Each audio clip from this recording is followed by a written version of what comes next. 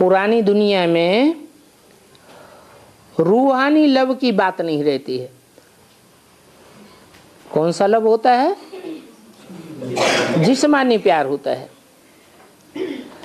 अभी अपन पास रूहानी लव है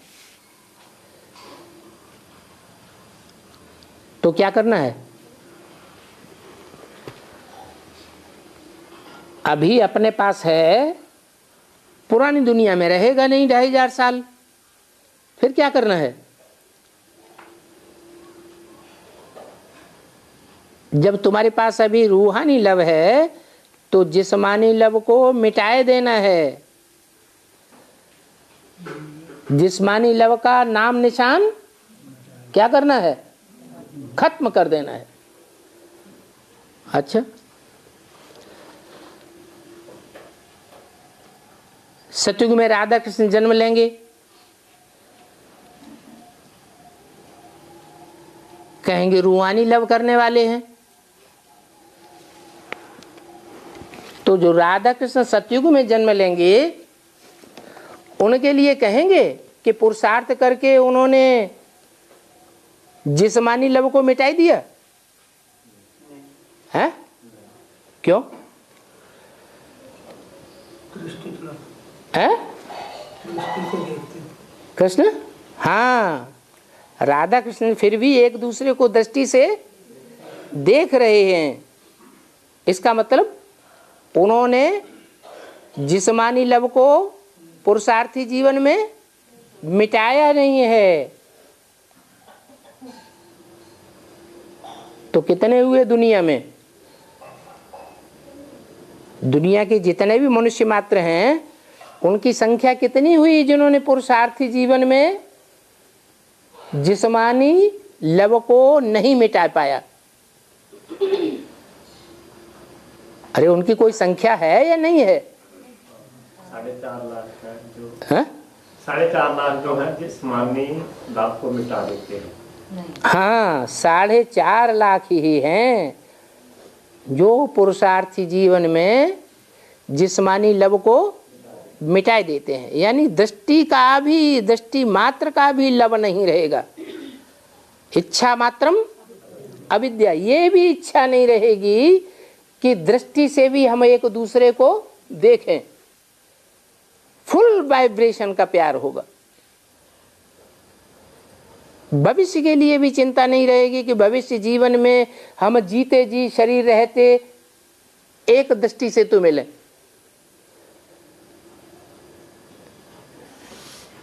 इस जीवन में क्या होता है? 2500 वर्ष की दुनिया में जिस्मानी लव जरूर थोड़ा बहुत रहता है।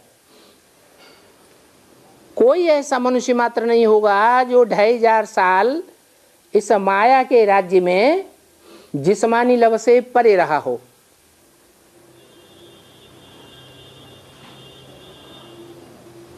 अभी अपन के पास रूहानी लव है तो उसकी कदर करनी चाहिए। कदर करेंगे तो सूर्यवंशी बनेंगे। अगर कदर नहीं करेंगे, हैं, जिस्मानी लव के लिए भी कदर करते रहेंगे तो सूर्यवंशी, सूर्य बाप के बच्चे नहीं बनेंगे। हम वहां के रहवासी हैं जहां जिस्म का नाम निशान नहीं होता है।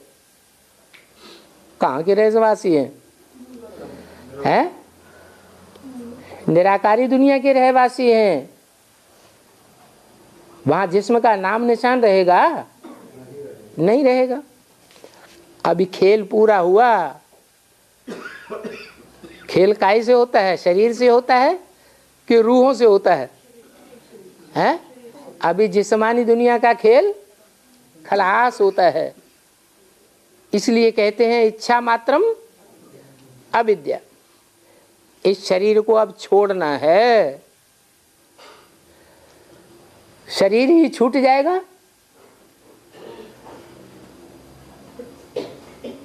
शरीर छूट जाएगा तो जिस्मानी लाभ की आकांक्षा रहेगी? नहीं रहेगी। अभी पार्ट बजाते बजाते, जिस्मानी शरीर से पार्ट बजाते बजाते ये आत्मा और शरीर दोनों छीछी हो गए हैं। आत्मा में ही खाद पड़ती है। आत्मा पवित्र सच्चा सोना थी तो शरीर भी पवित्र था, गोल्डन एज में रहते थे। अभी आत्मा पवित्र बन गई है तो आयरन एज बन गए हैं। आत्मा पतित होने से शरीर रूपी जेवर भी पतित बन पड़ा है। बाबा सोने का मिसाल देते हैं। अभी बाबा कहते हैं मैं तुम बच्चों को सच्चा सोना बनाता हूं। उस दुनिया का नाम ही है गोल्डन एज, सतो प्रधान दुनिया है। तुम बच्चों को गुल गुल बनाए, तुम्हारा छीछी शरीर बदल नया शरीर दे देता हूं। है? इसको छीछी शरीर क्यों कहते हैं? है? वहां गोल्डन एज में छीछी शरीर नहीं होगा, इसका क्या प्रूफ हो? अरे ये पुराना शरीर है, पुराना शरीर। उसका प्रूफ क्या कि वहां पुराना शरीर नहीं होगा, नया शरीर होगा। यहाँ पुराना शरीर है, छीछी शरीर है। इसका कोई प्रूफ होगा या नहीं होगा? है? नहीं, जहाँ शरीर को बीमारियां लगती। हाँ, यहाँ शरीर को बीमारियां लगती हैं। चलो कोई के शरीर को बीमारी न भी हो, पूरा स्वस्थ हो, तो भी शरीर के 9 छिद्रों से बदबू निकलती है या खुशबू निकलती है? बदबू ही बदबू निकलती है। वहां शरीर से कोई भी इस प्रकार की बदबू नहीं निकलेगी। यहां तो प्रकृति ही तमो प्रधान है। क्या? शरीर के 5 तत्व ही तामसी हैं। इसलिए आत्माओं को मैं ले जाऊंगा। कहां ले जाऊंगा? किस लिए ले जाऊंगा? है? इसलिए ले जाऊंगा। कहां ले जाऊंगा? ऐसे धाम में ले जाऊंगा जहां प्रकृति का नाम निशान नहीं होगा। प्रकृति सतो प्रधान तमो प्रधान बनती है।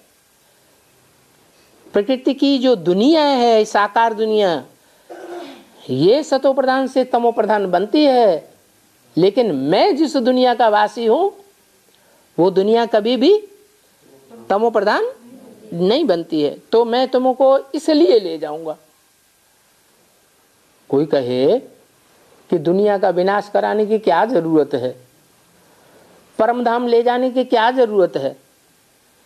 यहां ही बाबा हमको तमो प्रधान से सतो प्रधान बना देते हैं, तो ले जाना जरूरी है क्या? किस लिए ले जाना जरूरी है? इसलिए ले जाना जरूरी है कि इस दुनिया का एक एक कण, अणु अणु मात्र क्या बन गया है? तमो प्रधान बन गया है। इसके संग के रंग में अगर तुम आत्मा रहेंगे तो फिर क्या बन जाएंगे? फिर तमो प्रधान बन जाएंगे। इसलिए मैं इस दुनिया से तुमको परम धाम में ले जाता हूं, जहां अणु अणु सतो प्रधान होगा।